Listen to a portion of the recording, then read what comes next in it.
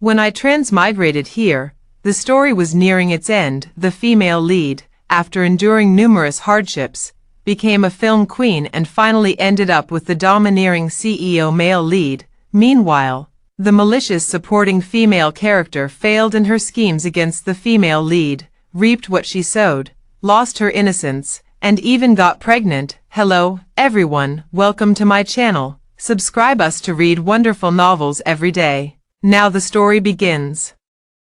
I am that malicious supporting female character. When I realized I was pregnant, the baby was already 4 months along. I stood under the dim yellow light in the cramped bathroom, my fingers trembling as they traced the slight swell of my abdomen.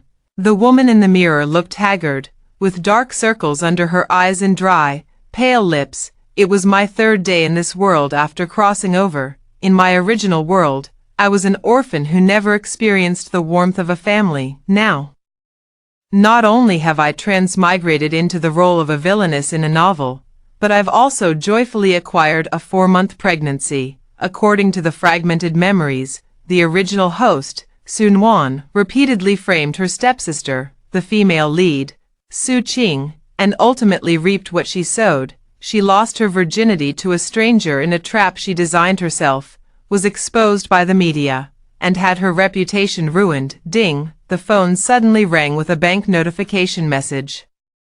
I clicked to check, and the account balance showed 10,327.68 yuan. This was all the savings the original owner had. After the scandal broke, her father, the chairman of the Su Group, publicly declared he was severing their father-daughter relationship, shifting all his affection to his stepdaughter, Su Qing. With heavy steps, I walked to the window and drew back the curtains. Outside the window, the city's dazzling nightscape unfolds.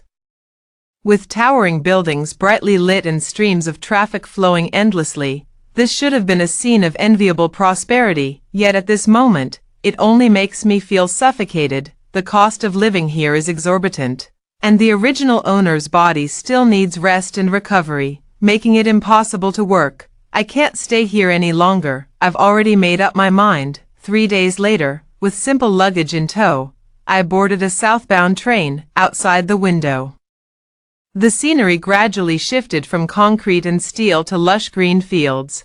My chosen destination was a place called Qingshan Village, a place with low living costs, beautiful scenery, and most importantly, far removed from the world of the male and female protagonists. Young lady, we've arrived at Qingshan Village. The driver's voice brought me back to reality.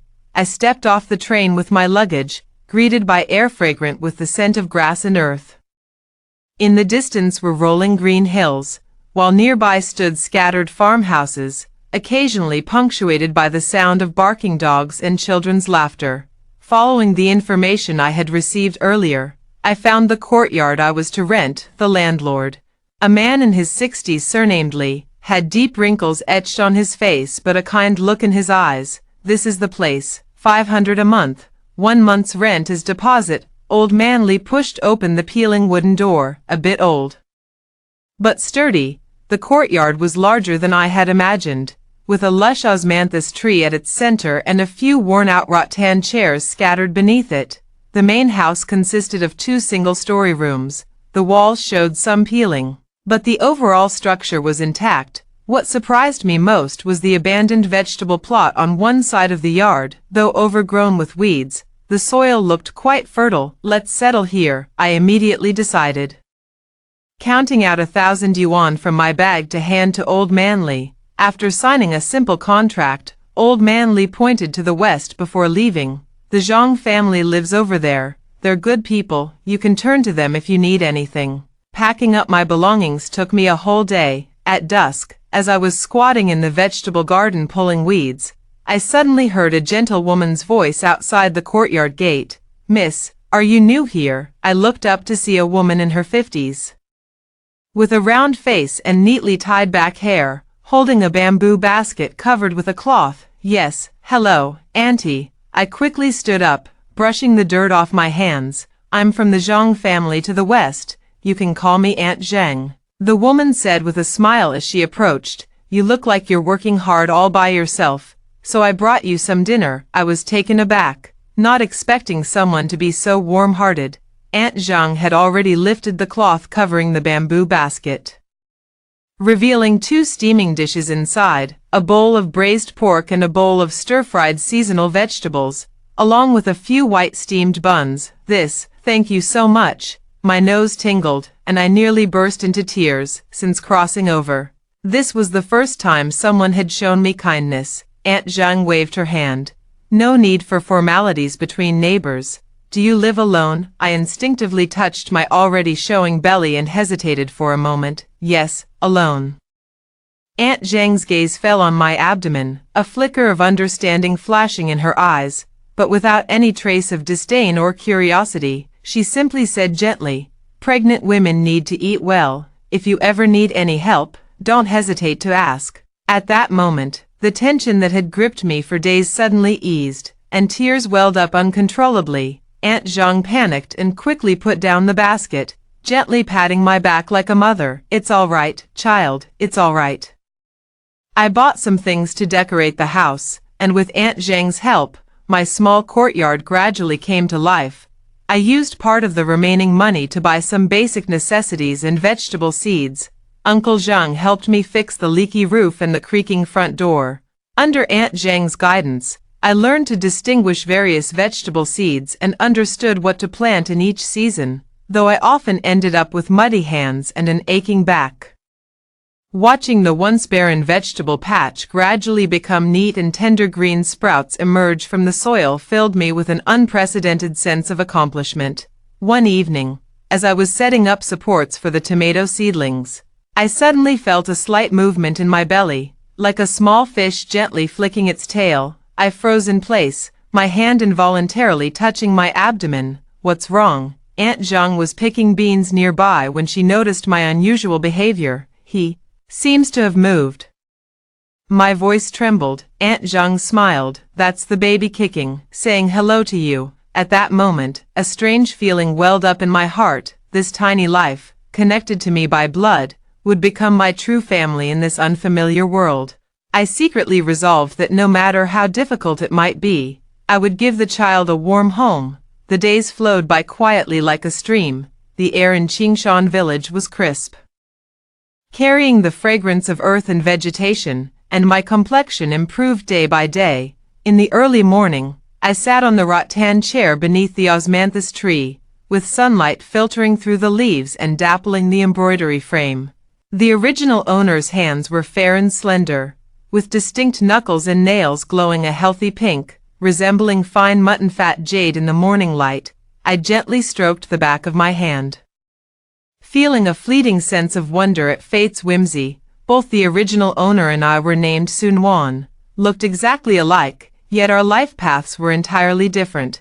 I grew up in an orphanage and was sent to learn embroidery at the age of 10. I remember back then, to master a single stitching technique, I often stayed up late into the night, my fingers pricked full of blood spots. Later, my works gradually became valuable enough to sell, but my wrists developed chronic pain that aches sharply on rainy days. "This time, I must take good care of these hands," I murmured to myself, threading the needle. On the embroidery frame, a spring mountain painting gradually took shape.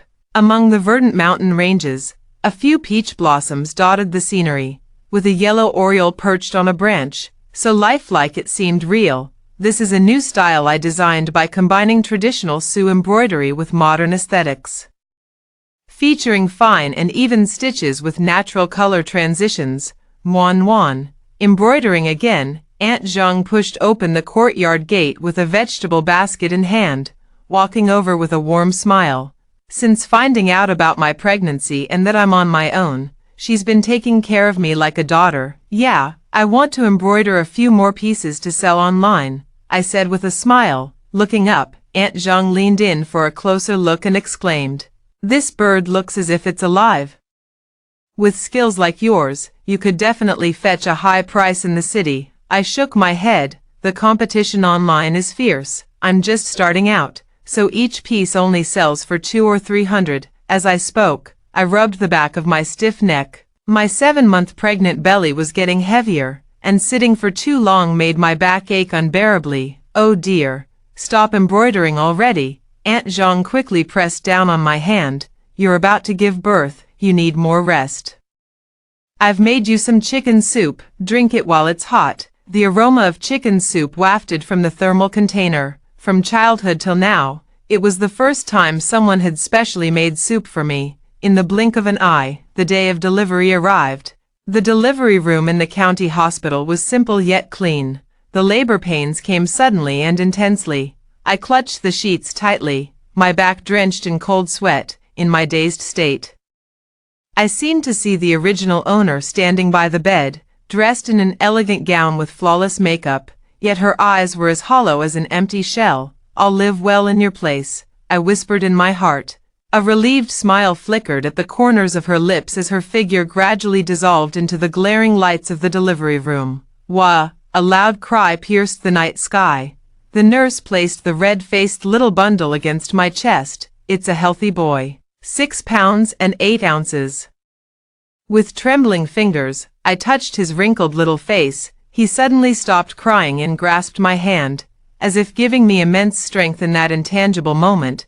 Let's call you Su Yuan, I whispered softly, with the nickname Inan. Then that means peace. Upon hearing the news, Aunt Zhang stayed up all night to prepare millet congee and brought it to the hospital. She held Inan in her arms, unable to put him down. This child is truly handsome, with eyes and brows just like yours. He's sure to grow into a dashing young man. I watch Inan blinking her eyes as she explores the world. His features might resemble his father's, but I have no idea who that man is. I don't care either. What's past is past. During my postpartum confinement, Aunt Zhang came to visit me almost every day. She taught me how to bathe a newborn and change diapers, and even brought over the cradle her son had used from home. Inan was exceptionally well behaved. When hungry, she would whimper a little. And once fed, she would open her round, bright eyes to look around. She rarely cried at night. This child is here to repay kindness, Aunt Zhang often said. But as Inan grew day by day, the expenses also grew larger and larger. Baby formula, diapers, clothes. My savings were quickly running out. I had no choice but to pick up the embroidery hoop again. But the sporadic orders alone couldn't sustain a living. One night, while scrolling through my phone, I came across a live stream by an embroidery blogger. She only filmed close-ups of her hands, yet her live stream had tens of thousands of viewers. Maybe I can give it a try too. Once this thought arose, it became impossible to suppress. The next day, I set up my phone stand, adjusted the angle carefully to ensure only the embroidery hoop and my hands were in the frame.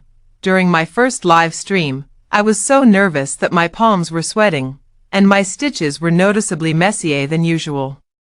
The number of viewers in the live stream hovered in the single digits, but I still answered every question earnestly. The host's hands are so beautiful. How do you embroider with this stitch? Can custom embroidery be ordered? Gradually, the live stream gained a steady audience. People started placing custom orders, and although the prices weren't high, it at least provided an additional source of income. During the day, I took care of Inan, embroidering while he slept, and in the evening, I did a 2-hour live stream. It was tiring, but seeing Inan's rosy sleeping face made it all worthwhile. Before I knew it, Inan was already 5 months old. The little one is growing increasingly fair and adorable, with chubby cheeks like a peeled hard-boiled egg, and big, black grape-like eyes always curiously observing the surroundings. That evening, as usual, I set up my phone to start the live stream, and then sat on the small blanket I specially prepared for him. His chubby little hands earnestly playing with a colorful bead toy, he focused intently on trying to push the beads from one side to the other, his tiny brows slightly furrowed, and his pink lips pressed into a straight line, utterly adorable. Mommy needs to start working now. Can Inan play by himself for a while? I gently ruffled his soft hair, and Inan looked up at me with a wide grin, revealing 2 tiny baby teeth that had just started to show. Then lowered his head to continue battling with his toys. I adjusted the embroidery hoop and was about to start today's live streaming session when I suddenly noticed the camera angle was slightly off. As I reached out to adjust it, I accidentally shifted the lens to the side. unexpectedly capturing Anne's chubby little back in his light blue onesie on the screen. The live stream instantly exploded with excitement. "Ah, who's that little figure in the background? Oh my god, so tiny. Does the streamer have a baby at home? That little tuft of hair is just too adorable." The barrage of comments flew by like snowflakes, and only then did I realize what was happening. I quickly explained, "Oh, sorry about that, that's my son Anan. He accidentally got caught in the shot." Little did I know, this explanation only made the comments go even wilder. "Show us his face. How old is the little one? What's he playing that has him so focused? Even the back view is adorable. The front must be absolutely heart-melting." I watched the sudden surge in online viewers, feeling completely at a loss. Anan seemed to notice my gaze and turned to look at me with confusion, her long eyelashes fluttering. "Sorry everyone. To protect the child's privacy, I can't show her face," I gently declined, but seeing the disappointed comments flooding the screen, I added, "But I can show you Anan playing with toys from behind." I adjusted the camera slightly to make sure Anan's back was fully captured in the corner of the frame. At that moment, she was trying hard to fit a round block into a square hole, her chubby little hands clumsily turning it around. When she realized it wouldn't fit, she even let out a serious little sigh, which made the live stream audience burst into laughter. Oh my god, so heartwarming, the bewildering antics of human toddlers. So adorable when they're being serious. The host is so skilled, and the baby is so well behaved. To my surprise, Anan's appearance caused the live stream's popularity to skyrocket. The viewership, which had been stable at around 1 to 2,000, surpassed 30,000 in just half an hour. The chat was flooded with comments like granny smiles and cloud baby adoration, and some even started sending gifts, asking the little one to perform again. When I ended the stream, I was shocked to find that this single session had gained 20,000 new followers. You should know that I worked hard for several months of live streaming just to accumulate 10,000 followers.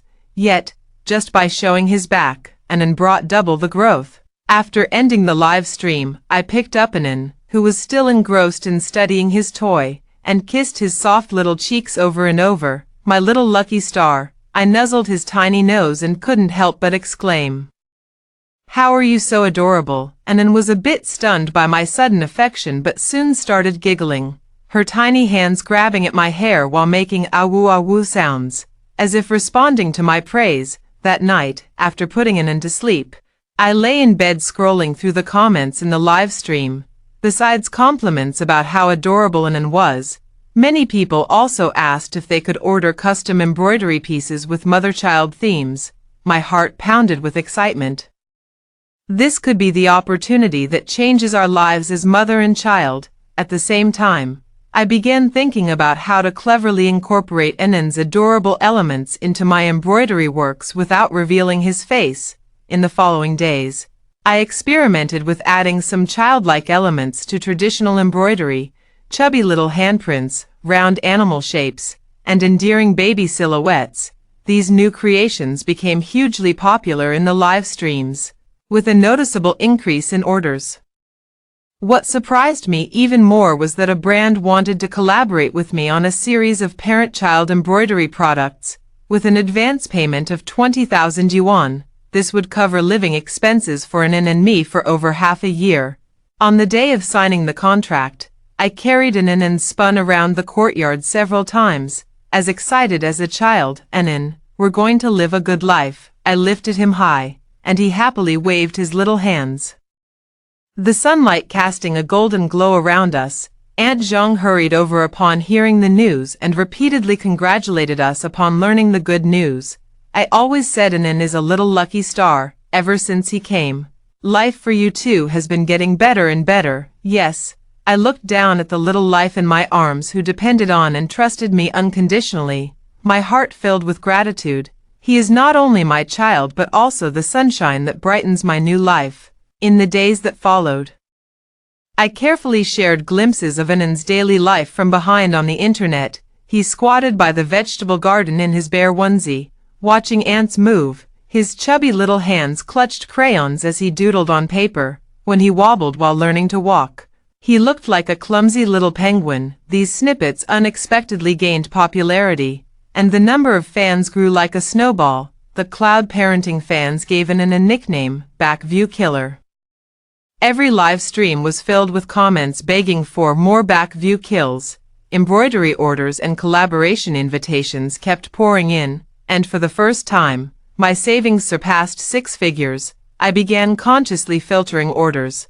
I turned down all those low-priced, mass-produced requests, accepting only high-end custom pieces that demanded exquisite craftsmanship, for a round fan featuring the 100 children at play design. I employed a total of 48 stitching techniques to vividly embroider the scene of 100 children frolicking. The customer was so excited after receiving it that they made a video call, saying it was practically a work of art. The live stream gradually attracted quite a few professionals. One day, a viewer with the ID Jiangnan embroideress sent 3 consecutive bullet comments. This stitching technique is the long-lost adding flowers to brocade. Where did the streamer learn this craft? This skill requires at least 20 years of mastery. I smiled faintly at the camera, my fingers dancing swiftly as a peony gradually bloomed on the silk canvas. The petals overlapped layer upon layer, with the outermost threads shimmering like pearls in the sunlight. After all, before transmigrating into the book, with my talent and over a decade of diligent practice, I had become one of the top embroiderers in the entire embroidery workshop. I had participated in many competitions and was my master's favorite candidate to be the next head embroiderer. After that, more and more collaborations came knocking, but I politely declined most of them. Right now, the most important thing is in. I adjusted my schedule, 6 hours of fixed daily live streaming, with all the remaining time reserved for the little one. In the morning, I took him to recognize the vegetables in the garden. In the afternoon, I taught him to babble his first words. In the evening, I held him under the osmanthus tree to gaze at the stars. The idle gossip in the village had somehow faded away without notice. In its place were the fresh eggs from Aunt Lee, the seasonal fruits from Uncle Wang, and the cheerful laughter of neighbor children who came to play with Anan. The two of us became the most beloved duo in Qingshan village. That evening, I took Anan for a walk in the village, pushing the stroller. Anan babbled and pointed at the wildflowers by the roadside. Turning a corner, I noticed the gate of a house that was usually tightly shut was unexpectedly wide open. Strange. I slowed my pace. Aunt Zheng had mentioned that a reclusive old woman with a peculiar temper lived here, who hadn't stepped out in 4 or 5 years, nor had any relatives ever visited. Driven by curiosity, I glanced into the yard. A silver-haired elderly woman lay face down in the courtyard, a toppled bucket soaking half of her clothes. Be good, Anan. Wait for mommy here. I locked the stroller's brakes and dashed inside in a flash. The old woman's face was ashen, her breathing faint. I dialed 120 while checking her vital signs using the first aid methods I had learned. As the ambulance siren grew louder, the old woman suddenly opened her eyes. Mind your own business. She glared at me weakly. Only after the doctor confirmed she was out of danger at the hospital did I finally breathe a sigh of relief. I left Anan in Aunt Zheng's care, then made some soup and bought daily necessities to deliver to the elderly woman. In the hospital room, the old woman sat propped against the headboard, her silver hair tied into a meticulously neat bun. At the sound of footsteps, her sharp gaze shot over like a knife. It's you, she sneered. Aren't you afraid I'll latch onto you? Placing the thermal container on the bedside table, I smiled and said, if I didn't help someone in need, I wouldn't be able to sleep at night. With that, I handed her a bowl of the prepared chicken soup. The old woman froze for a moment, her hands trembling slightly as she took the bowl. She lowered her head to take a sip, and suddenly her eyes turned red. The soup is delicious, she said hoarsely. Thank you. For the next few days, I brought meals to Grandma Juan in various styles. Sometimes it was clear braised chicken soup, sometimes shrimp wontons, and once I specially made the pumpkin porridge that Anan loves the most. Grandma Juan, are you feeling better today? I pushed open the hospital room door, holding Anan in my arms as she gnawed on a teething biscuit. Juan Qinghe, this was the full name the elderly woman told me. a particularly poetic name. Humph, not dead yet. She didn't look up. But the corners of her mouth lifted slightly. And what's this little thing? Anan saw Grandma Juan and immediately started waving his little hands excitedly, making ah sounds, cookie crumbs scattering all over his clothes. My son, I smiled, using a tissue to wipe the cookie crumbs from Anan's mouth. Come on, say Grandma, ma, Anan mimicked indistinctly, his big eyes blinking. The book in Grandma Juan's hand fell onto the bed with a thud. He can talk now. Only a few simple words. I patted Anan's head with some pride. This child learns quickly. Grandma Juan was silent for a moment, then suddenly pulled out a thick red envelope from under her pillow and stuffed it firmly into Anan's little pocket. This won't do.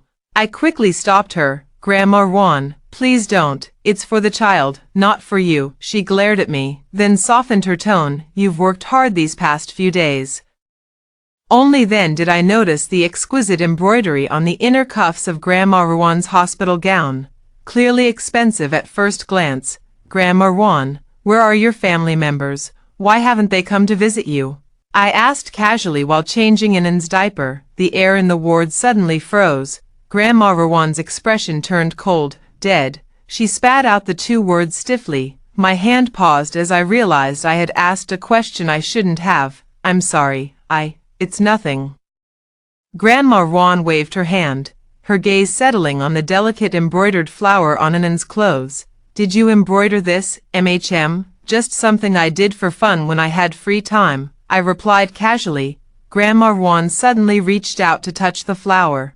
A flash of admiration in her eyes. The stitches are fine and even, the color scheme bold yet elegant. This is far from just something done for fun. I was somewhat surprised by her discernment. You understand embroidery? I know a little. She withdrew her hand and changed the subject. What about the child's father? I lowered my head to adjust Anan's clothes, my voice calm. There is no father. I had the child out of wedlock. I expected to see disdain or pity in her eyes. But Grandma Juan simply nodded slightly. Raising a child alone isn't easy. A simple sentence, yet it made my nose sting with emotion. In the following days, I took Anan to the hospital almost every day.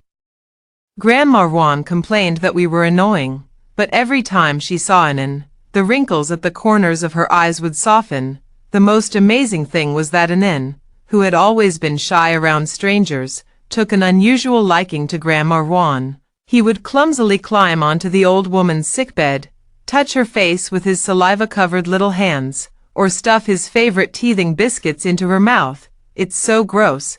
Grandma Juan would turn her face away in disgust each time. But the corners of her eyes and brows were filled with unconcealable delight. On the day of discharge, Grandma Juan invited me to her home for a visit. Last time, I rushed to save someone and only made it to the yard. But this time I finally got a proper look at the whole place. Pushing open the mottled wooden door, what came into view was a small courtyard neatly arranged. Several rose bushes were in full bloom, with patches of green vegetables planted in the corner. And a grapevine casting dappled shadows. Come in, Grandma Juan said, leaning on her cane and motioning for me to follow her. As I pushed open the door to the main house, my eyes widened in surprise. The outwardly plain farmhouse held unexpected wonders within. The spacious and bright living room featured polished hardwood floors and a set of mahogany furniture that exuded understated elegance. Most striking was an entire wall of glass display cabinets, filled with an array of trophies, medals, and certificates. This is, holding Anan, I approached, rendered speechless by the sight before me. The trophy was engraved with inscriptions such as Gold Award, National Traditional Craft Competition, and Inheritor of Intangible Cultural Heritage, with dates ranging from the 1980s to a decade ago. Just something I did for fun in my spare time, Grandma Juan said casually, but I caught a fleeting glimpse of pride in her eyes. She took the babbling Anan into her arms and pointed to a photo frame at the very center of the display cabinet. Look, that's Grandma when she was young. The woman in the photo appeared to be in her early 30s, dressed in an elegant cheongsam, holding an embroidery hoop. her eyes and brows radiating confidence and composure. You're an artist, I stammered. Grandma Juan chuckled lightly. What artist? Just a teacher of embroidery, that's all. She told me she had once been a professor in the art department of a university, specializing in traditional embroidery, and had mentored many outstanding students. But how did you end up? I glanced around, unable to comprehend why such an accomplished person would live in seclusion in this remote mountain village. Grandma Juan's expression darkened. She held an in and sat down on the rattan chair, remaining silent for a long while before speaking. I have a daughter named Xiaoyu. Her fingers gently brushed over a yellowed photo in the album. The girl in the photo appeared to be about 17 or 18 years old, with her hair tied in a ponytail and a smile as radiant as the morning sun. She learned embroidery from me since childhood and was extremely talented. Grandma Juan's voice trembled slightly. At the age of 20, she went to participate in an international competition. But the plane, my heart suddenly tightened. After the accident, not even her remains were found. Grandma Juan's nails dug deeply into her palm. Anan seemed to sense the heaviness in the air and reached out her small hand to touch Grandma Juan's face, murmuring indistinctly, Grandma. Grandma Juan buried her face in Anan's soft little body, her shoulders shaking slightly. I stood by, unsure of how to comfort her. A few years ago, my husband passed away too, and I felt even more meaningless. So I sold the house in the city and moved here. Grandma Juan looked up, her eyes red, thinking I'd just find a quiet country house to pass away alone. Only then did I understand why she had been so hostile when we first met. A stranger suddenly intruding into her closed world, disrupting her peace. Grandma Juan. I crouched down and took her wrinkled hand in mine. Enough about those old, stale matters. Let's not bring them up again.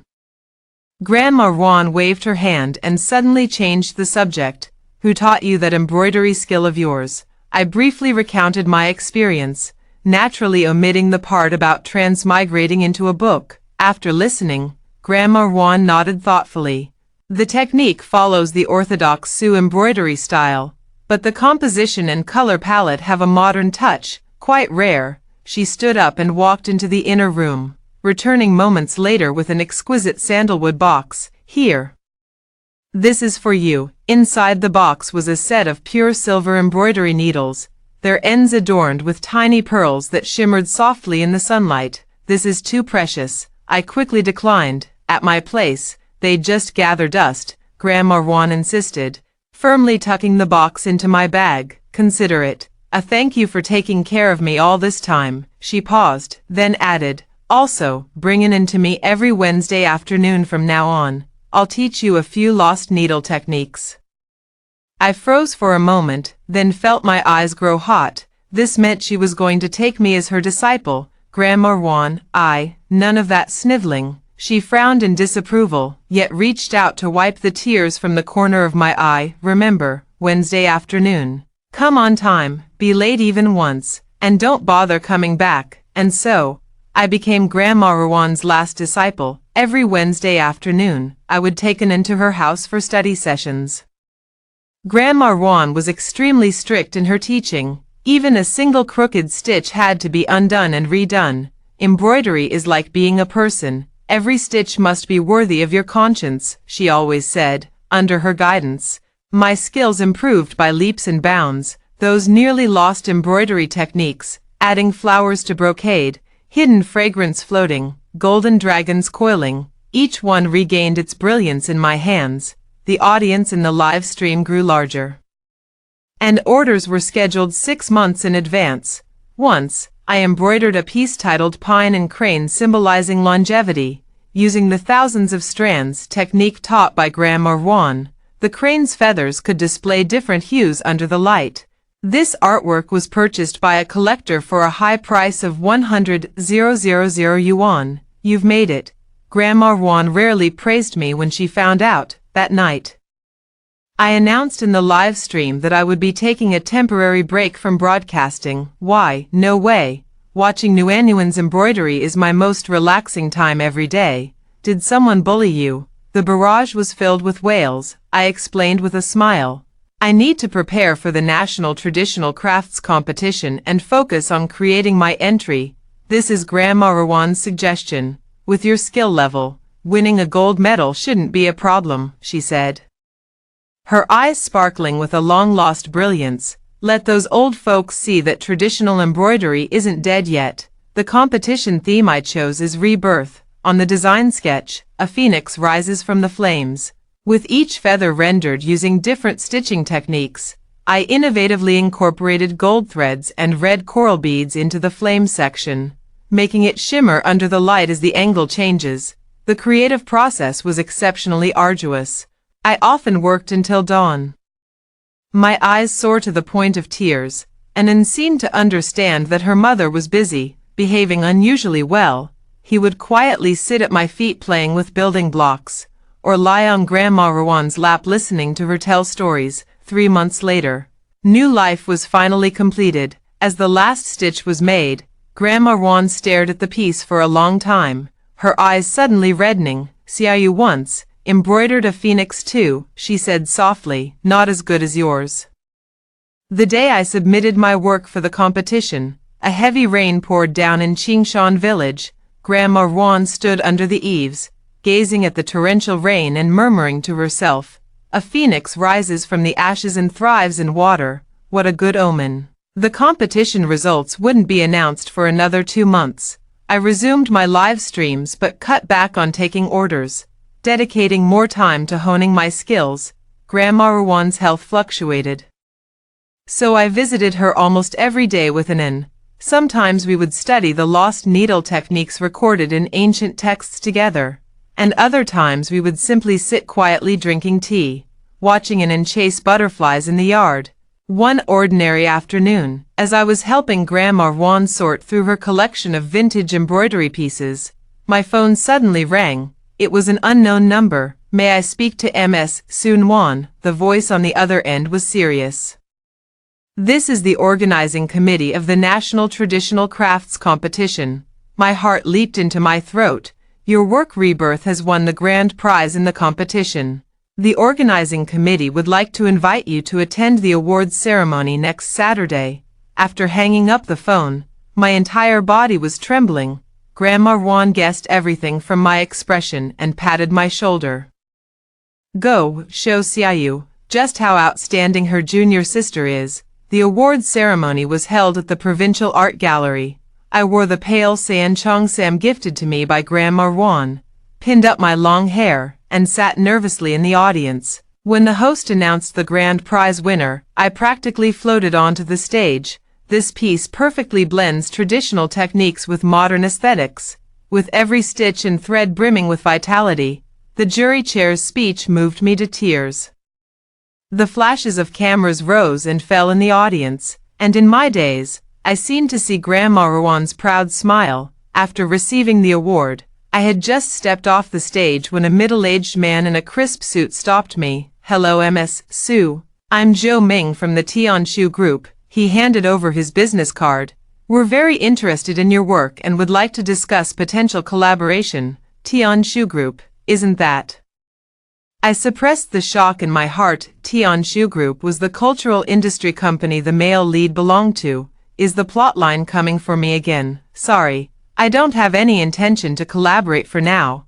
I politely declined and quickly walked away. Back in Qingshan village, I handed the golden trophy to Grandma Rawan. "This is all thanks to you," I said sincerely. Grandma Rawan caressed the trophy and shook her head. "No, this is all your own doing." That night, we made an exception and had a little wine. With her cheeks flushed, Grandma Rawan suddenly said, "Muan, I have an idea. Would you be willing to formally become my apprentice?" I was stunned for a moment, then immediately knelt down to perform the apprenticeship ceremony. "Master above, accept this disciple's bow." Grandma Rawan helped me up, tears glistening in her eyes. Good. In this lifetime of mine, Rawan Qinghe, I have not lived in vain after all." That day, as usual, I took Anne to Grandma Rawan's house.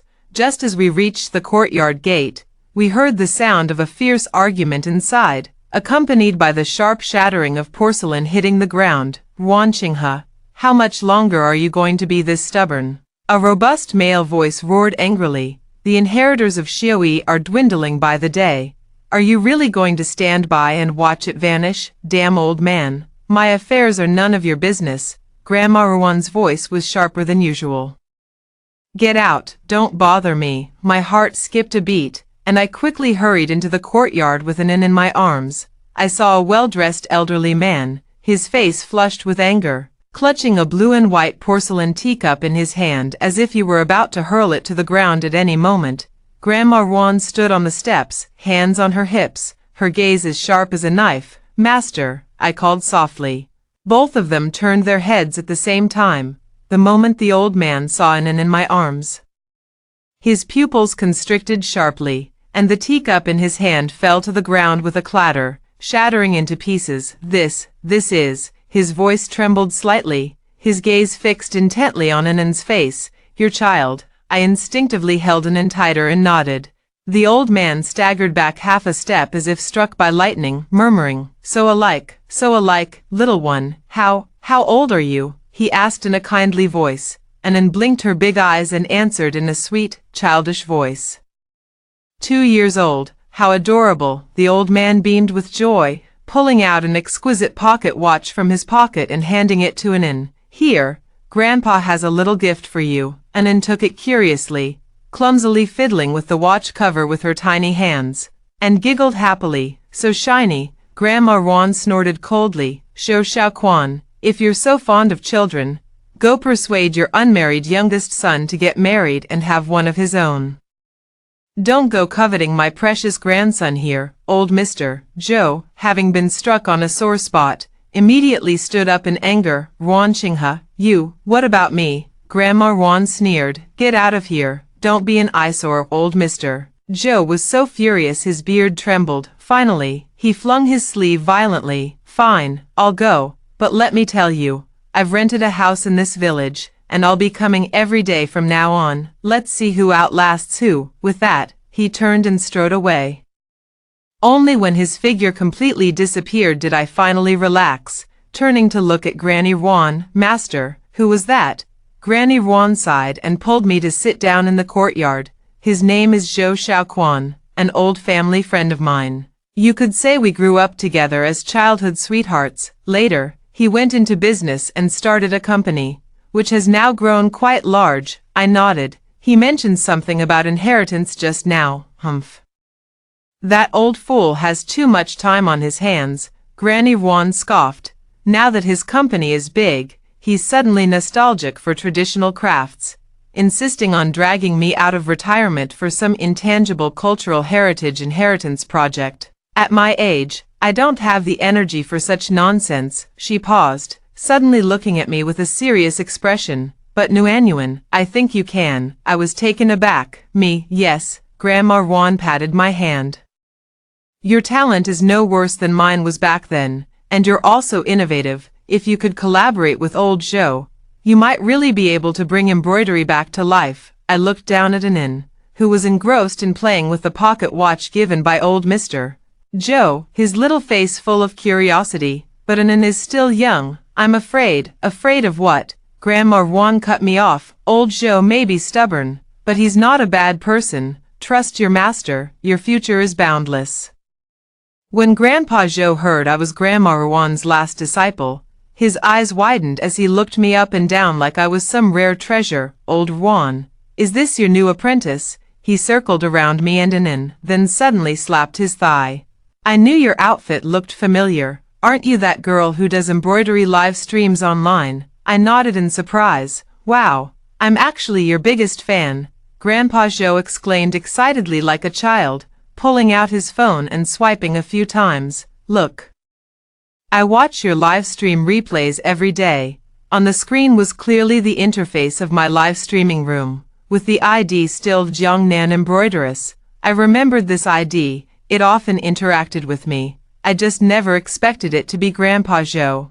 Grandma Ruan sneered from the side. Old man, you're putting on quite the act. Who's acting? Grandpa Zhou retorted indignantly, pointing at Anin, and little Anin here, even though it's just a glimpse of his back. I felt an instant connection.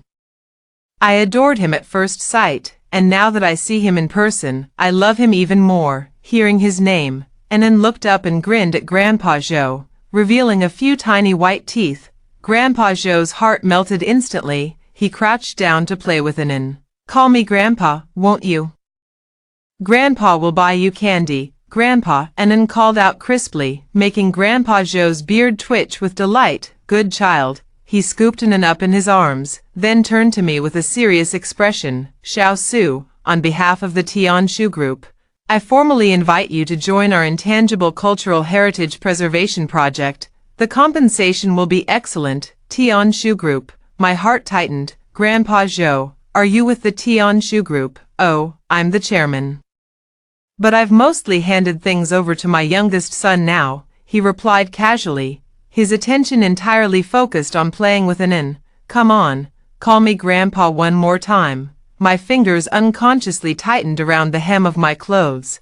"The chairman of Tianshu Group, isn't that the grandfather of the male lead, Gu Chenzhou?" After all this circling around, I still couldn't escape the original plotline. Grandma Ruan keenly noticed my unusual behavior and waved to Grandpa Zhou. "Old Zhou, you go back first. We'll talk about this another day." Though reluctant, Grandpa Zhou returned Anan to me before leaving, turning back every few steps. "Xiao Su, think it over carefully. The gates of Tianshu will always be open for you."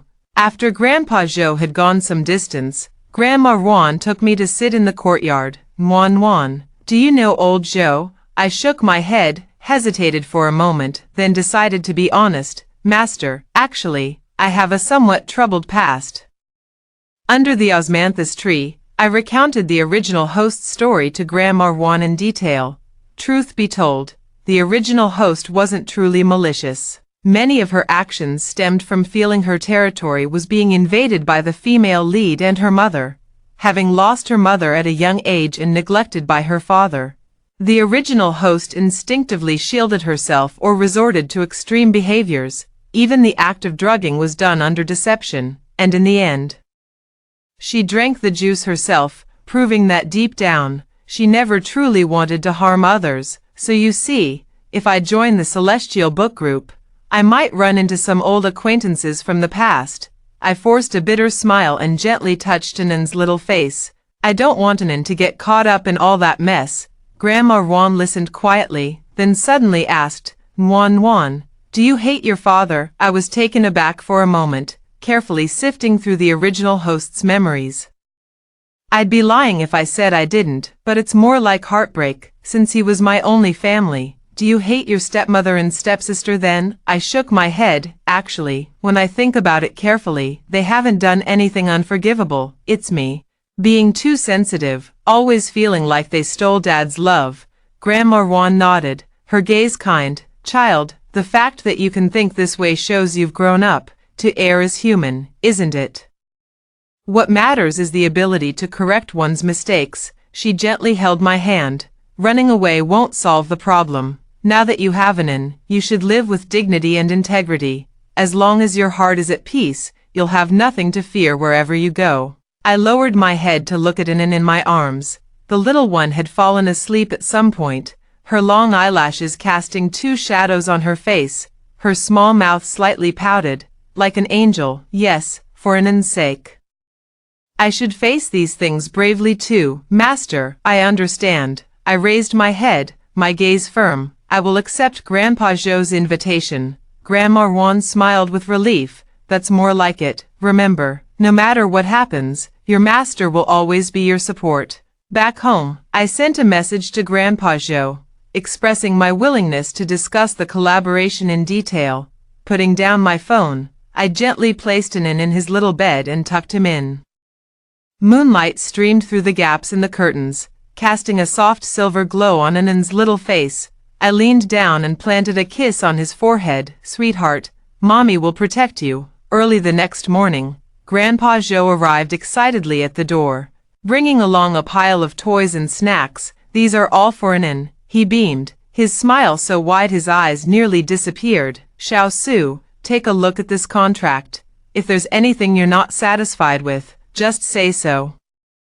I took the thick stack of documents and began carefully reviewing them. The terms were surprisingly generous: an annual salary of $1 million, social insurance and housing fund, 2 paid vacations per year, and even special childcare subsidies. What surprised me the most was the additional clause: I could continue to operate my personal account, and the company would not interfere with my creative freedom. This is too generous. I was somewhat overwhelmed by the favor. Grandpa Joe waved his hand dismissively. With your talent, you're worth it. Our Tian Shu is eager for talent. After signing the contract, Grandpa Joe leaned in mysteriously. Xiao Su, the company has an important event next month, and I hope you can attend. My youngest son and grandson will be there. It'll be a good chance to introduce you. My heart skipped a beat. Could the grandson he mentioned be the male lead? Gu Chenzhou. Grandpa Joe, your grandson is, oh, his name is Gu Chenzhou. Taking his mother's surname, Grandpa Joe explained, that boy is now managing all the entertainment and media projects under the company. He's quite capable, already married, well-behaved, and never gives anyone any trouble. It really was him. I forced a calm smile and said, all right, I'll definitely meet them when I have the chance. After seeing Grandpa Joe off, I sat in the yard, lost in thought. Sunlight filtered through the branches and leaves of the osmanthus tree, casting dappled shadows on the ground. The gears of fate seemed to start turning once again. After joining the Celestial Book Group, I was assigned to the Intangible Cultural Heritage Department, responsible for the inheritance and innovation of embroidery techniques. To avoid drawing attention, I followed a strict daily routine, clocking in and out on time, and rarely participated in any social activities beyond necessary meetings and events. My office was located in a quiet and secluded corner of the company building, perfect for focused creative work. However, what was meant to come eventually couldn't be avoided. That day, the company hosted a grand intangible cultural heritage exhibition, and as a newly recognized embroidery inheritor, I had to attend. I chose a low-key navy blue qipao, tied up my long hair, and applied light makeup to ensure I wouldn't stand out too much. The exhibition venue was bustling with crowds, with media representatives and industry leaders gathered together. Standing in front of my booth, I introduced my works to interested visitors, trying to maintain a smile while feeling tense inside. Suddenly, the crowd stirred, and I looked up. Grandpa Joe was walking toward us, accompanied by 2 men. One appeared to be around 30 years old, dressed in a sharp suit, with features as refined as a painting, exuding an aura of quiet authority. The other was much younger, his delicate features as if carved, his gaze cold and distant, none other than the male lead of the original story, Gu Chenzhou. My heart raced instantly, and my fingers unconsciously tightened around the hem of my clothes. Grandpa Joe approached me with a beaming smile and enthusiastically introduced me to the 2 men. Jibai, Chinzhou, this is Sun Wan, the one I've mentioned to you, Master Rawan's last apprentice, exceptionally skilled in embroidery. Gu Chinzhou's gaze fell on my face, his previously calm eyes suddenly turning cold, flashing with a trace of disgust. His thin lips pressed together slightly. Clearly recognizing me, Miss Su, he said with detachment, not even bothering to offer a handshake before turning to Grandpa Joe. Grandpa, President Wang is still waiting for us. Let's go. Grandpa Joe seemed displeased. What's the hurry? Nuan is, Gu Chenzhou calmly interrupted. Company matters are more important. With that, he subtly took Grandpa Joe's arm and guided him away from my booth without drawing attention. I breathed a sigh of relief and was about to lower my head to tidy the display when I noticed Joe Jibai hadn't left with them. He was Grandpa Joe's son, born in his later years and the actual power holder of the conglomerate. I'd heard many stories about him from the staff. Right now, he's standing right beside me, hands in his pockets, his gaze thoughtfully fixed on me. That look was light, yet somehow it made me feel an inexplicable sense of pressure. I forced myself to stay composed, continuing to arrange the embroidery as if I hadn't noticed him. However, he suddenly spoke, his voice low. So you're the embroidery master my father personally hired. I nodded, not daring to look up and meet his gaze. You flatter me, Mr. Zhou. He let out a light scoff, seemingly dismissive. I heard your skills are quite good. I pursed my lips, unsure whether his words were praise or criticism, and could only reply cautiously, I'm still learning. He stared at me for a few seconds, then suddenly smiled in a way that was hard to read. I hope you truly are as promising as my father claims. With that, he turned and left, his back as straight as a pine tree, his aura so formidable that no one dared to approach. I frowned slightly. Feeling puzzled, I was certain I hadn't provoked him, so why did he seem hostile toward me? But someone like Joe Jibai, with his deep, inscrutable thoughts and emotions hidden behind an unreadable facade, was far beyond my ability to understand. All I wanted was to work peacefully and take care of Anin, without getting involved in any trouble. It's better to stay away from this kind of person. At the group meeting, Manager Chen from the finance department was enthusiastically presenting the quarterly budget reduction plan. The annual investment in intangible cultural heritage projects is too high, but the market return rate is not impressive. He adjusted his glasses and spoke in a casual tone. Nowadays, crafts like embroidery, ceramics, and wood carving can be entirely replaced by mechanized production, lower cost, higher efficiency, preserving these traditional projects, when it comes down to it, is just a matter of sentiment. Sitting in the back row, I unconsciously tightened my grip on the folder. Sentiment, in his eyes, those works embodying the painstaking efforts of countless artisans, those skills carrying millennia of culture. Are they merely sentiment? I took a deep breath and stood up directly. Manager Chen, I disagree with your viewpoint. The meeting room fell silent instantly, with everyone's gaze turning toward me. Manager Chen frowned, clearly not expecting anyone to contradict him on the spot. Oh, what brilliant insight does Supervisor Su have to offer? His tone carried a hint of sarcasm. I looked him straight in the eye and said word by word, no matter how precise mechanized production is, it lacks one thing, human touch. Every stitch and every cut carries the craftsman's heart and soul. Machines can replicate patterns, but they cannot duplicate the creator's warmth or those subtle emotional expressions. The reason Tian Shu Group has been able to establish itself in the cultural industry has never been through cold assembly lines, but through respect for people. My voice wasn't loud, but each word was clear. Manager Chen's expression darkened slightly, and he immediately retorted, what the market demands is efficiency and profit, not some elusive warmth. Then why do you think our high-end custom embroidery pieces can fetch sky-high prices? I retorted. Precisely because they are one of a kind, because they carry a soul that cannot be replicated. The meeting room fell silent, everyone holding their breath as they watched the debate unfold. In the end, all eyes turned to Joe Jibai, seated at the head of the table. His fingers lightly tapped the table, his expression indifferent, revealing neither joy nor anger. After a long pause, he spoke. Supervisor Su is right. Manager Chen's expression stiffened. Joe Jibai raised his eyes, his sharp gaze sweeping over. Tian Shu Group has never relied on cheap replicas to establish itself.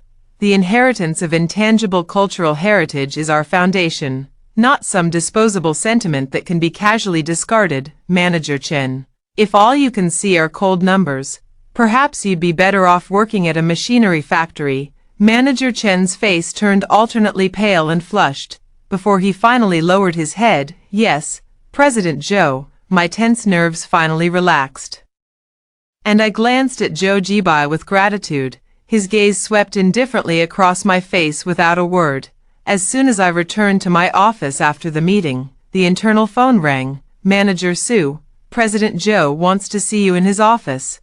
My heart skipped a beat, wondering why he wanted to see me. Was my earlier statement too reckless? With a nervous heart, I knocked on the door of the CEO's office. Come in, a deep voice sounded from inside, pushing the door open.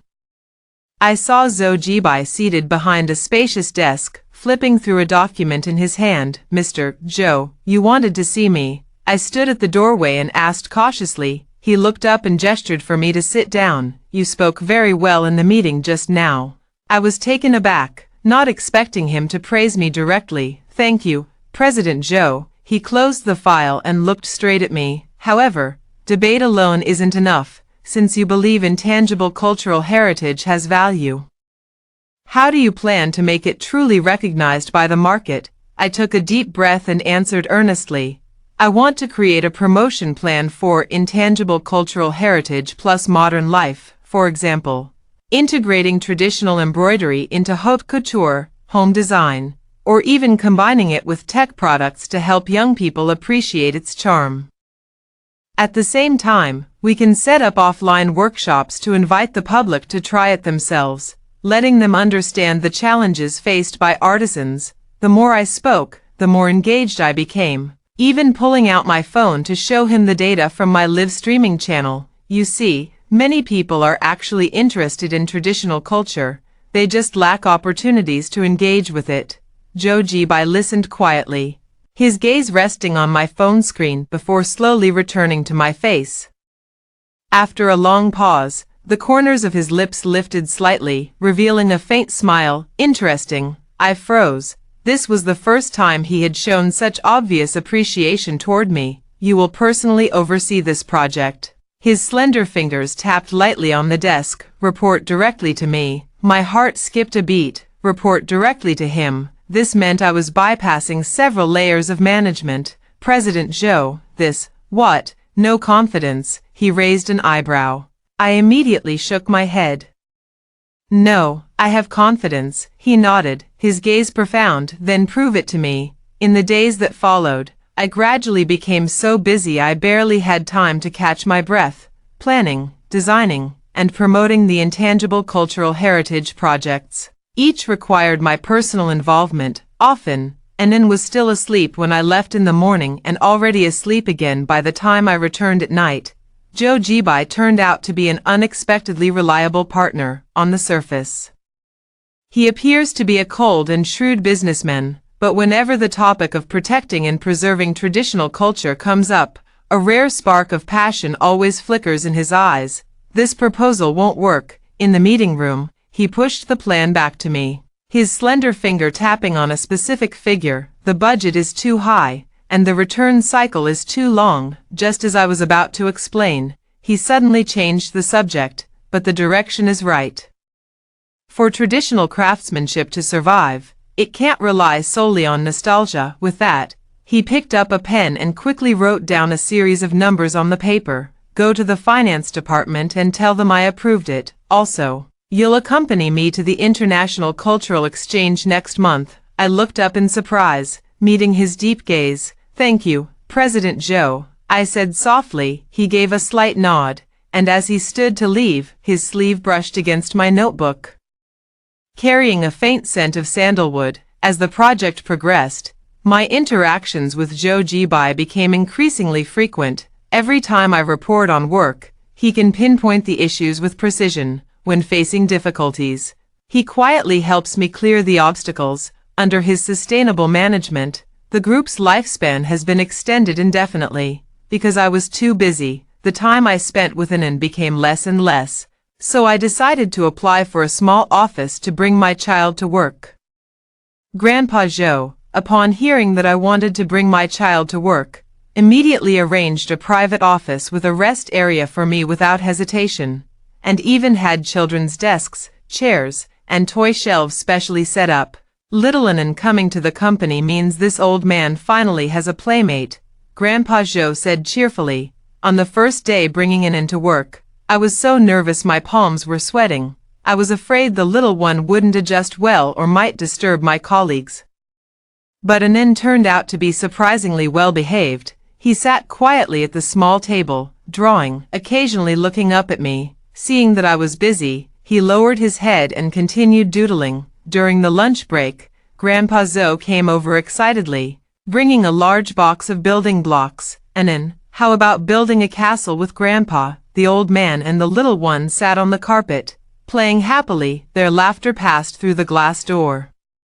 Drawing the attention of passing colleagues, I took the opportunity to handle a few documents, and the efficiency was remarkably high. Just like that, the days of bringing my child to work gradually settled into a routine. Anand quickly became the office's favorite. The ladies from the marketing department often brought homemade snacks to see him. The tech guys taught him to play programming mini-games. Even the usually stern HR director would show a rare smile upon seeing Anin.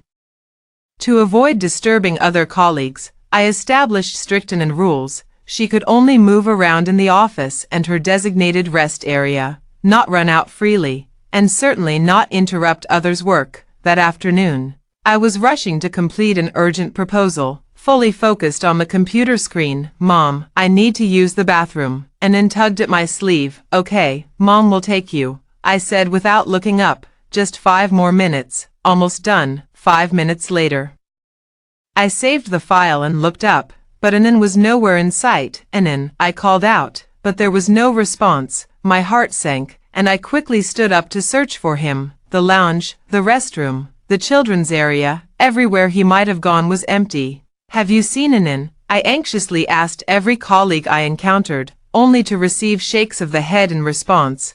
Cold sweat trickled down my back as terrifying thoughts flashed through my mind. I rushed into the security room, demanding to check the surveillance footage. The footage showed that 20 minutes ago, Anin had opened the office door herself, peeked around cautiously for a while, and then toddled out on her short little legs. My heart nearly stopped until I saw the next segment of the surveillance footage. Anin was wandering in the hallway when he happened to run into Joe Jibai, who had just stepped out of the meeting room.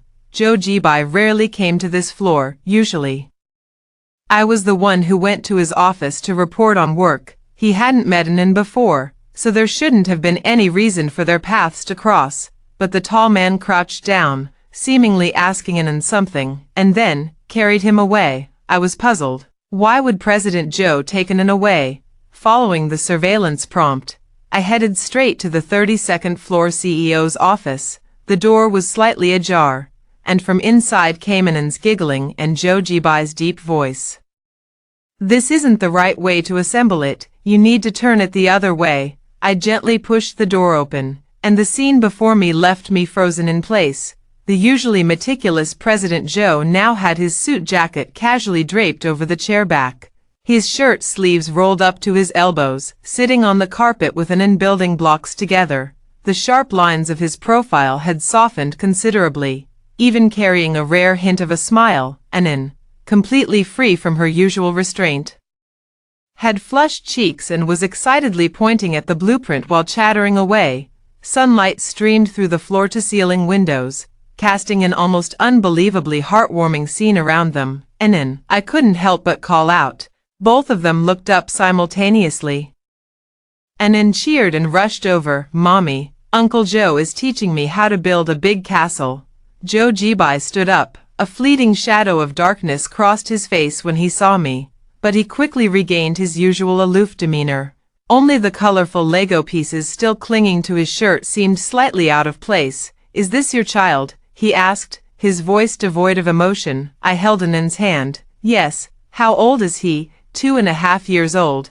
I was a bit puzzled.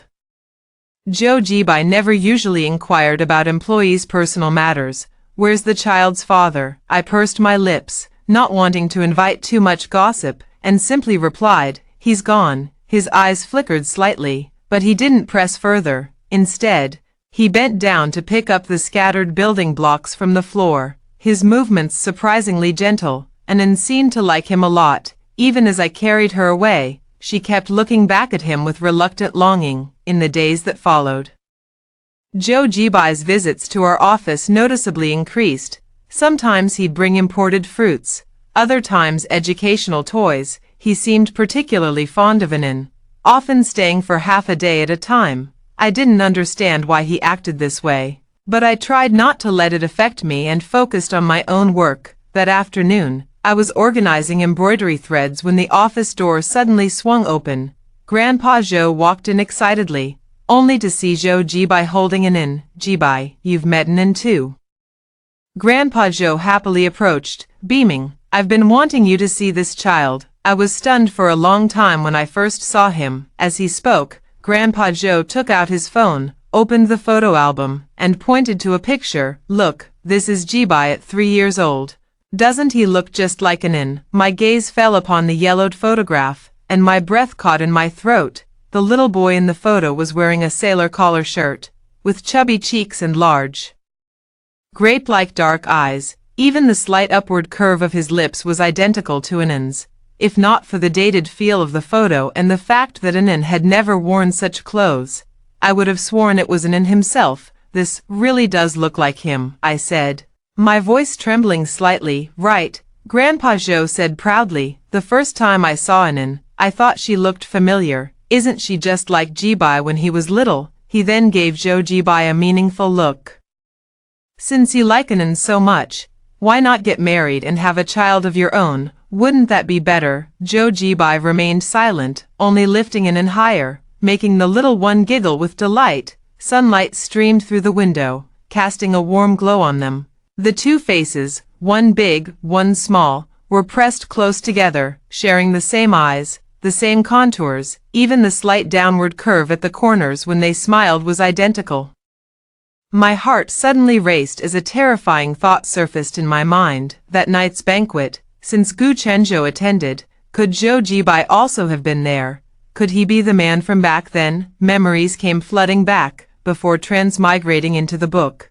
I had a very alluring dream. In the dream, it was a dark room, with the man's rough movements, scorching breath, and that angry whisper, "Is this the result you wanted?" At the time, I thought it was just an absurd dream, but now I wonder. Could it have been a brief moment when I crossed over while the original host was experiencing that incident? My hands unconsciously tightened on the hem of my clothes. Grandpa Zhou was still chattering away about marriage, but Zhou Jibai suddenly looked up, his gaze fixed directly on me. Those deep eyes seemed capable of seeing through all my thoughts. I hurriedly lowered my head to organize the documents, not daring to meet his gaze. After Grandpa Zhou left, only the three of us remained in the office. Anand was slumped over Zhou Jibai's shoulder, already drowsy. "I'll take him to the restroom," I said softly, reaching out to take the child. Zhou Jibai, however, slightly turned away to avoid my hand. "I'll do it." His arms held Anand steadily, his movements incredibly gentle, as if cradling some precious treasure. I stood by the window, looking at my reflection in the glass, my face as pale as paper. If Zhou Jibai is really Anand's father, what are you thinking about? A deep voice suddenly sounded behind me, startling me. As I turned around, I nearly bumped into his chest. Zhou Jibai had returned at some point and was now looking down at me from above, standing so close that I could catch the faint scent of sandalwood on him. Nothing. I took a step back, forcing myself to stay composed. "Thank you for taking care of Anand." His eyes flickered slightly. "He's very well behaved." Silence stretched between us. Summoning my courage, I looked up. "Mr. Zhou, did you attend the Gu family's charity gala 2 years ago?" His gaze suddenly turned cold. "Why are you asking this?" "Just asking casually." I lowered my head, my heart pounding like a drum. He stared at me for a few seconds, his eyes dark and unreadable. "Sun Wan." His voice was low and dangerous. "What if I said I have been there?" I held Anand in my arms, still pondering the events of that day. Zhou Jibai's answer was ambiguous, either admitting nor denying it, but my intuition grew stronger. He was definitely Anand's father, yet he didn't seem in a hurry to confirm it, only occasionally coming over to play with Anand, bringing him toys and picture books. Occasionally, he would casually bring me small gifts, a silk scarf, a box of tea, or even a limited edition set of embroidery needles. Seeing him like this, I simply let him be. We never married. And now that I have a stable income and financial security, he couldn't easily obtain custody of Anand. If all he wanted was to spend time with Anand, I wouldn't stop him. That day, Zhou Jibai took a group of company employees to the countryside for a charity event. As an ambassador for traditional craftsmanship, I was also part of the group.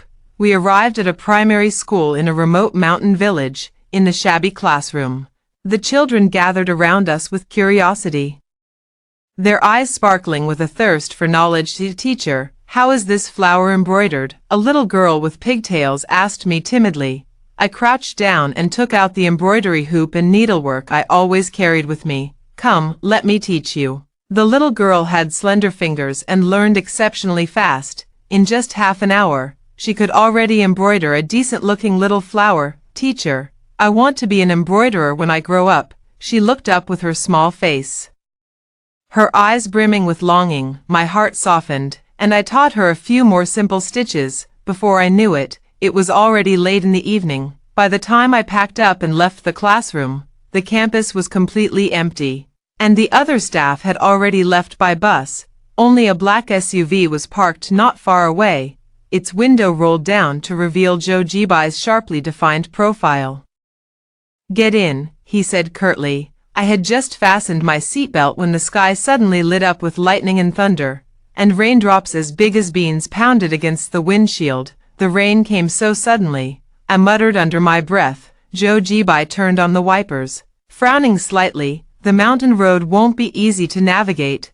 Just as the car left the village entrance, an old man wearing a straw raincoat stopped us. "Don't go any further." The old man banged on the car window and shouted, "There's a landslide ahead, it's dangerous." Joe Jibai rolled down the window, and the rain immediately soaked his sleeve. "Mr. Joe, the village chief says you should stay the night first." The old man pointed to a house not far away. "That's the village chief's home. Everything's been arranged." We dashed through the rain into the village chief's house. The simple farmhouse courtyard was neatly kept, and steaming hot dishes were laid out in the main room. The village chief's family warmly welcomed us. "President Joe, we happen to have one spare room left at home. You can stay there for now." Joe Jibai immediately said, "Only one room? Then I can stay at another villager's house." The village chief looked at us in confusion. "Why do you two, as a married couple, want to stay separately?" I hurriedly explained, "You've misunderstood. We're not." "I saw your phone wallpapers," the village chief interrupted with a chuckle.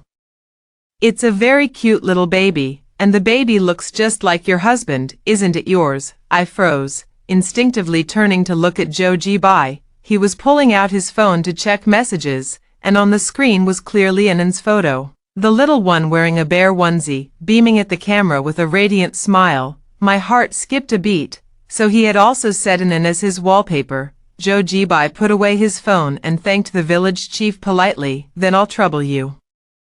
The room arranged for us by the village chief was simple but very tidy. There was a double bed, a small wardrobe, and a desk by the window. Joe Jibai took a quilt from the cabinet and, without a word, began making a bed on the floor. Throughout the entire process, he was proper and didn't show the slightest hint of impropriety. Seeing this, I stopped being overly sensitive. After a quick wash, I prepared to rest. Knock, knock, knock. The sound of knocking came from the door.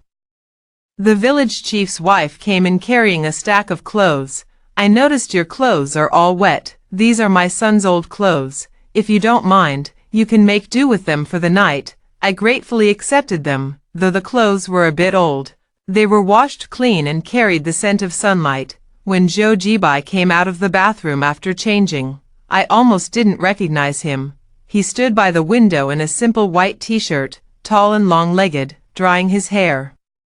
When he turned his face slightly, the dim yellow light cast a soft glow over his deep-set eyes and brows.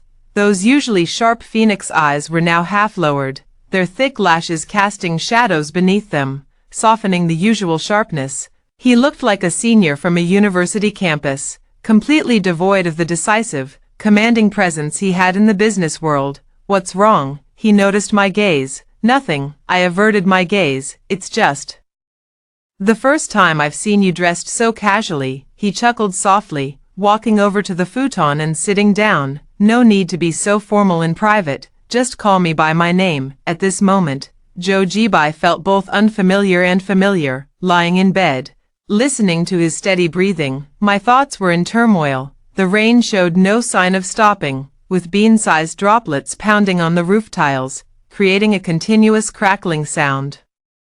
We've been trapped in this small mountain village for 3 days now, with intermittent phone signals cutting us off from the outside world. These past few days, I've seen another side of Joe Jibai. He would squat earnestly in front of the stove learning to tend the fire, refusing to give up even when the smoke made him cough relentlessly. He would patiently teach the village children to read, his gentle demeanor a stark contrast to the decisive CEO in the business world. He even climbed onto a leaky roof without hesitation to help repair it when he learned about an elderly villager's plight. The village loudspeaker was repeatedly broadcasting flood prevention notices, with the faint sound of rushing water in the distance. Aunt Gue deftly added a bundle of firewood to the stove, the flames illuminating her wrinkled face. If this rain keeps up, the riverbank might not hold. I was just adding noodles to the pot when her words made my heart tighten. Is it that serious? Indeed, Aunt Gue sighed. 2 years ago, the flood washed away several houses. As they were speaking, noisy footsteps came from the courtyard. Joe Jibai and the village chief rushed in, completely drenched, their trouser legs covered in mud. The situation at the dam isn't good. Joe Jibai took off his bamboo hat, water droplets trickling down his hair. We need to organize the villagers to reinforce it. His white t-shirt clung damply to his body, outlining his firm muscle lines. I quickly handed him a dry towel. Dry yourself first, don't catch a cold. As he took the towel, his fingertips brushed against the back of my hand, carrying the coolness of the rain. Thank you, he said softly, his gaze resting on my cheeks, flushed red from the stove fire. Aunt Gue brought over a steaming bowl of ginger soup. Drink some to warm yourself up. Joe Jibai took the bowl and suddenly noticed me dropping noodles into the boiling pot. He frowned slightly. Be careful, it's hot. No sooner had he spoken than I accidentally splashed scalding water on my wrist, instantly turning it red. Tisk! I gasped sharply, sucking in a breath. Joe Jibai rushed over almost instantly, grabbing my wrist and pulling me to the water vat. He scooped up a ladle of cold water and poured it over my hand. How could you be so careless? His voice was low, carrying a hint of reproach yet laced with concern. The icy water washed over the burning skin as his slender fingers gently cradled my wrist, his movements careful and deliberate, as if handling something fragile. The village chief chuckled from the side, teasing, Mr. Joe, are you worried about your wife? You rushed over without even putting down your tools. Only then did I notice that Joe Jibai was still holding a shovel in his other hand, making my cheeks flush with warmth. Joe Jibai's ears turned slightly red. But he didn't refute the village chief's words. Instead, he focused on examining my wound, saying, It's not too bad, Aunt Gue. Do you have any burn ointment? Aunt Gue handed over the ointment, and Joe Jibai gently applied it to my wrist after taking it. His fingertips carried a slight roughness from calluses, yet his movements were exceptionally gentle. The cool sensation of the ointment mixed with the warmth of his touch made my heartbeat quicken involuntarily. All done, he said, releasing my hand, his voice slightly hoarse. Be more careful next time, MHM. I responded with my head lowered, not daring to look at him. The room fell into silence, with only the crackling sound of firewood burning in the stove. The village chief looked at me, then at Joe Jibai, and suddenly burst into laughter. Ah, youth is wonderful. Aunt Gue also smiled faintly as she added some greens to the pot. All right, hurry up and eat. After dinner, we still need to go guard the embankment. After dinner, the rain eased slightly, but the water level continued to rise. Joe Jibai and the young men of the village took turns keeping watch on the embankment. I followed Aunt Gue and the other women in filling sandbags, ready to reinforce the embankment at any moment. In the early hours of the morning, a sharp whistle suddenly sounded in the distance. Oh no! Aunt Gue's face changed color. Something must have gone wrong. We rushed to the riverbank in the rain, only to see that a section of the embankment had already been breached by the raging river. Joe Jibai and several villagers were desperately stacking sandbags at the breach, but the current was too strong. The sandbags they had just placed were instantly swept away. This won't work. Joe Jibai wiped the rain from his face and shouted, Someone needs to go down and drive in the stakes. The village chief stomped his feet anxiously. It's too dangerous. The current is so strong, anyone who goes down will be swept away. Without another word, Joe Jibai grabbed a thick hemp rope and tied it around his waist. I'll go down. No. I rushed forward and grabbed his arm. It's too dangerous. He turned to look at me, raindrops dripping from his lashes, but his gaze was unusually firm. Someone has to go down, or the entire village will be flooded. I opened my mouth but couldn't find any words to argue, so I just clenched his sleeve tightly. He gently pried my fingers loose. Don't worry, I'm a strong swimmer. With the help of everyone, Joe Jibai tied a rope around his waist, held a wooden stake, and stepped into the rushing river one step at a time. The water rose past his knees, then his waist, and finally reached his chest. Each step was incredibly difficult, yet he remained steady as he moved forward. My heart was in my throat, and I couldn't take my eyes off his retreating figure. Be careful, someone suddenly shouted. A swift current rushed in, causing Joe Jibai to stagger and nearly fall. I instinctively rushed forward, only to be yanked back by Aunt Gue. Don't make things worse, Aunt Gue snapped sharply. Joe Jibai steadied himself and pressed on. Finally, he reached the designated spot and began driving the wooden stake into the riverbed with all his might. One strike, two strikes, the stake gradually sank deeper, and his movements grew increasingly labored. After what felt like an eternity, he finally raised his thumb to signal success. The villagers immediately tightened the ropes and pulled him back to the shore. Joe Jibai was soaked to the bone, his lips pale from the cold, yet he still remembered the next steps. Quick, quick, pile up the sandbags. I couldn't hold back any longer and rushed forward, wrapping him in a dry towel. Stop talking. Go change your clothes first. He gave a weak smile and let me support him as we walked back at the village chief's house. I frantically found dry clothes and handed them to him. Hurry and change, don't catch a cold. He took the clothes but didn't move immediately, instead staring intently at me. Just now, were you really worried about me? I turned my face away, not daring to meet his gaze. Who said I was worried about you? I was just afraid that if something happened to you, no one would pay me my salary. A low chuckle sounded by my ear. You say one thing but mean another. By the time I turned back, he had already entered the bathroom. The sound of running water filled the air as I sat on the edge of the bed, my heartbeat still unsteady. Tonight's experience showed me a completely different Joe Jibai, brave, responsible, gentle, a stark contrast to the cold and shrewd CEO in the business world. The bathroom door opened, and Joe Jibai stepped out in dry clothes, his hair still dripping with water. I quickly stood up. Let me help you dry your hair. The moment the words left my mouth, I regretted it. The gesture was far too intimate, yet he naturally sat on the edge of in thought. So it really was Joe Jibai that night. So I truly experienced all of that firsthand. The familiar sound of footsteps approached from behind, and Joe Jibai wrapped his arms around me from the back, resting his chin lightly on my shoulder. Finished talking, his breath brushed past my ear. I turned around and looked straight into his eyes. It was you that night. This wasn't a question.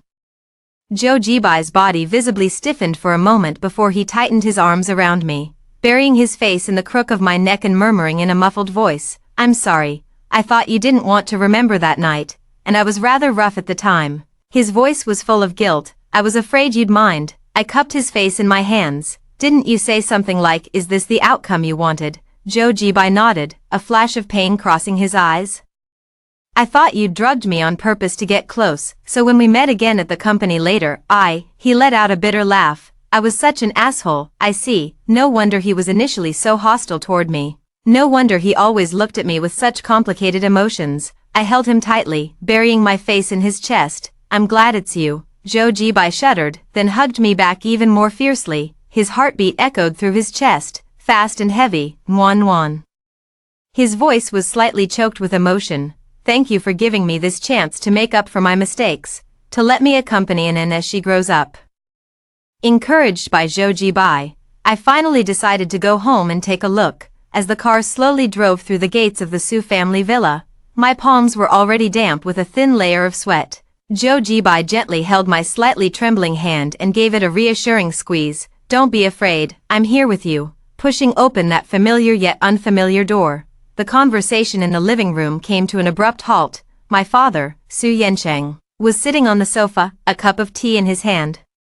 The moment he saw me, his fingers visibly tightened, causing the tea in the cup to tremble slightly. I instinctively felt like crying. He was only in his early 50s, yet his hair was already completely white, and the wrinkles at the corners of his eyes were much deeper than I remembered. It was as if the very essence of his spirit had been drained from him. "You still remember to come back," he said, setting down his teacup. His voice was cold, but his gaze remained fixed on me, as if trying to take in every change in me over the years. Su Qing's mother immediately stood up to smooth things over. "It's good that Nuan Nuan is back. It's good that you're back. Come, sit down. I'll have the kitchen prepare a few more dishes." She warmly took my hand and led me toward the dining room. "Today, we specially made your favorite sweet and sour pork ribs and steamed sea bass." Throughout the meal, Su Qing's mother kept the atmosphere lively, and Zhou Jibai chimed in appropriately. Only Su Yancheng and I ate in silence, occasionally meeting each other's eyes before quickly looking away. After finishing the meal, he put down his chopsticks. "Nuanyuan, come to the study." The study remained unchanged, with books neatly arranged on the mahogany shelves, and the large solid wood desk was spotless. He took a file folder from the drawer and handed it to me. "Take a look." I opened the file folder.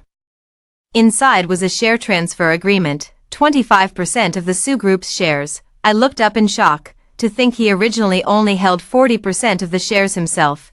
This was nearly the majority of his wealth. "I'm getting old." He interrupted me, walking to the window with his back turned. "You're so outstanding now. I feel at ease handing the company over to you." His voice was slightly hoarse. "After all these years of focusing on business, it's time to enjoy some peace." I didn't take the document. Instead, I clutched it tightly, the paper making a faint rustling sound in my hand. After a long silence, I finally asked the question that had haunted the original owner of this body for a lifetime. "If given a chance to start over, would you be willing to spend more time with me?" The study was eerily quiet, with only the ticking of the antique clock on the wall breaking the silence. Father's figure looked particularly lonely in the sunlight, his shoulders trembling slightly. But he never answered. I took a deep breath and gently placed the contract on the table. "I'll leave first." Just as my hand touched the doorknob, a choked "I do" suddenly came from behind me. I turned around abruptly to see my father already in tears. This man who once dominated the business world was now crying like a child. "In this life, the one I've wronged the most is you." His voice was broken. "If given another chance, I would never leave you to grow up alone." My tears finally broke free and streamed down. Through my blurred, tear-filled eyes, I seemed to see the original host, Sun Wan, standing beside her father, gently embracing him. "Sun Wan, did you see it? Whether you're willing to forgive him or not, I wish you happiness and smooth sailing in your next life, with loving parents by your side." Zhou Jibai was waiting for me downstairs. Seeing me come down with red eyes, he immediately stepped forward and pulled me into his embrace. "All settled?"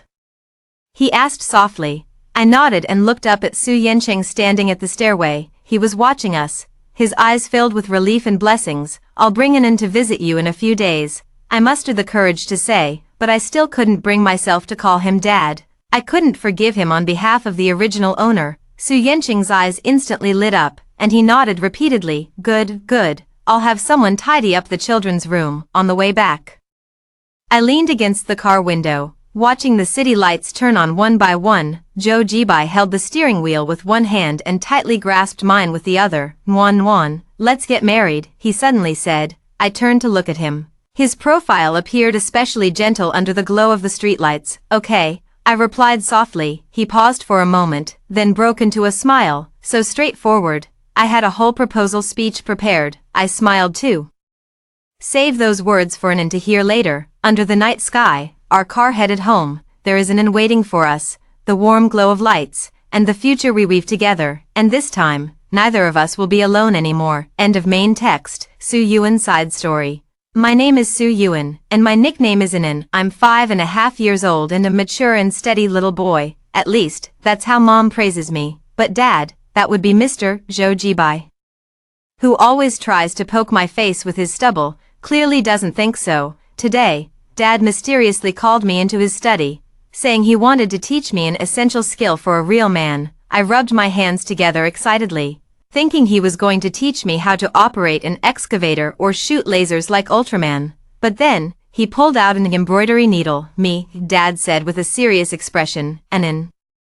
This is the adding flowers to brocade technique of Su embroidery, your mother's specialty. Now, Dad will teach you." "Me, Dad. Do you have some misunderstanding about what being a man means?" Dad, confidently. A real man can both earn money to support the family and embroider flowers while taking care of kids. Me, sighing, Dad, have you been brainwashed by Mom? Dad, pinching my cheek, this is called family harmony. Me, struggling, can I poke the monster with a needle then? Dad, thinking for a second, sure, but don't poke your sister, little grape. At night, Mom found Dad and me sneaking around in the study. She pushed the door open and saw Daddy was teaching me embroidery, and I ended up tangling all the thread around his head. Mom, trying not to laugh, Jojibai, are you cosplaying as a mummy? Dad, calmly, no, I'm cultivating Inan's patience and concentration. Me, raising hand, Mom. Daddy just pricked his finger with the needle and secretly went ow. Dad, glaring at me, little traitor. Mom, smiling, oh, so even President Joe has things he's not good at. Dad, defiantly, I was just testing how sharp the needle is. Me, adding salt to the wound, and ended up testing it on your own finger. Dad, in the end, Mom laughed so hard she couldn't straighten up, adding another black mark to Dad's history. The next day, little Grape, my sister, crawled over and grabbed Dad's embroidery hoop. Dad, nervously, little Grape, you can't play with this. Little Grape, grinning, gurgle, and then, slap, the embroidery hoop was sent flying with a slap from her, all the threads scattering. Me, clapping, well done, little sister, now Dad won't have to embroider. Dad, face-palming, you too, were sent by the heavens to punish me, weren't you? Mom, sipping tea and watching the drama. Mr. Joe. Family harmony starts with taking care of kids and doing embroidery. Dad, at night, I had a serious talk with Dad. Dad, I think Ultraman is more powerful than an embroidery needle. Dad, raising an eyebrow. Oh, let's compare then. Me, pulling out a toy. Look, my Ultraman Tiga can glow. Dad, calmly taking out a needle. My embroidery needle can make your mom smile. Me, stunned, that actually makes some sense. Mom, suddenly appearing, Jojibai.